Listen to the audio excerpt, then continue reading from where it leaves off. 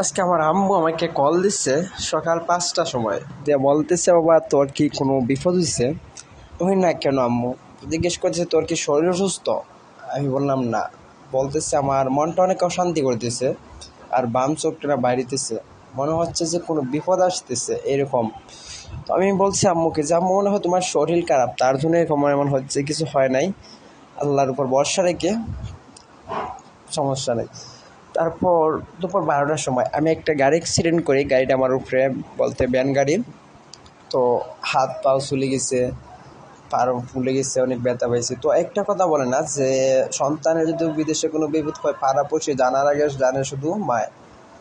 তো আসলে কথাটা সত্যি। তো ভাই, যারা এখনো মাকে কষ্ট দিতেছেন আপনাদের পায়ে ধরে বলতেছি ভাই, মা জিনিসটা যদি পৃথিবীতে একটাবার হারিয়ে যায় আর জীবনও এই মা ডাক্তার মধ্যে কতটা শান্তি কখনো বুঝতে পারবা না ভাই।